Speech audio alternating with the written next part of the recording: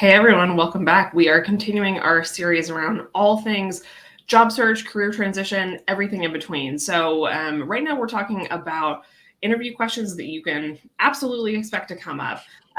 So today we're going to be talking about the question of what makes you the ideal candidate. So I'll dive in, and there are a couple things that are kind of behind this question.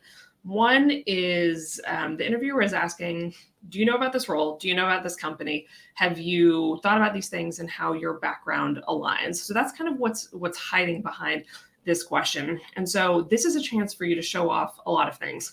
Number one, your research on the company. Number two, your research on the role. And number three, the prep work that you've done on your own background and kind of how everything is a good fit. Some common pitfalls here is you can go too far in one direction. One is quite frankly, coming across as arrogant. I'm the greatest person in the world. You would be a fool not to hire me. I'm just brilliant. And then the other guardrail that you can kind of crash into is being too humble and not taking enough credit for the great work that you've done in your past. So the way I deal with this is just trying to be kind of as factual as possible, and so you don't run into that guardrail of coming across as too arrogant. Because another thing that your interviewer is looking for is, do you have some level of self-awareness? Do you understand that you're going to be working in a collaborative atmosphere and that there are other people that you need to work well with? So self-awareness is another thing that they're testing. So that's what I would say, is just do some reflecting on your resume, your background, and all the research that you've done. This is a great time for kind of your sales pitch of why you want this job, why you think you're a great fit. It's also a good chance to pull out some of your past accomplishments that make you kind of a perfect fit. So if you've done a project exactly like the ones they're looking for you to do, or you have incredibly relevant experience in a type of software or programming that they're looking for, this is a great chance for you to pull those things out, things that they may have read in your resume but have forgotten. So it's a great chance for you to shine a light on those specific things. So Stephanie, what would you add to that? That's great information, Libby.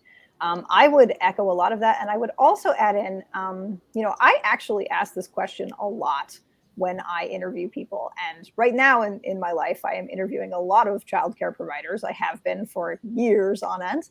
And I've also, interviewed people recently to help support me with my business.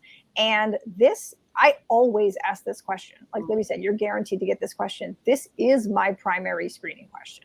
I do want to know, a little bit about yourself, and I want to ask some of those other questions, but this is the most important question to me, because this question single-handedly tells me whether or not this person understands the position, depending upon the answer.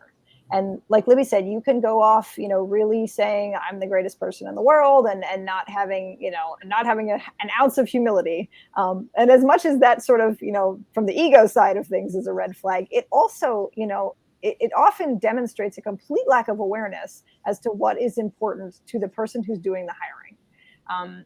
I personally, over the years have learned that I can narrow down the people applying for my jobs a lot by writing very, very specific, detailed, accurate job descriptions. And companies invest a lot of money in this as well, because they don't want to waste their time and they don't want to waste your time. Like, they're here to look for a solution to their problem. So that job description, more often than not, is very specifically written to try and capture everything that's going to be important for this position, everything you're going to need to succeed, and all the skills that are going to be required. So if you come in saying, here's why I'm great, and it has absolutely nothing to do with what their concerns are, which you have in your hands on a piece of paper, that's it for me, in terms of when I'm doing interviewing. And I'll tell you, it's more often than not, like the people that stand out, I can see them by the end of this question. What I hear from them is, I understand your needs as the employer, and here's how I'm going to meet them. And that is music to my ears. Like, that is, 90% of the way to, the final round or the offer or whatever, wherever we're going. So, I really, really would emphasize going back to the job description and having a deep understanding of what you are applying for, so that you can knock this question out of the park. Because if you do it, you're going to put yourself head and shoulders above the other people that are applying for the position. And then the other thing that I would just say, from a personal preparation side of things, and I've heard Libby mention this before, and I'll say it too.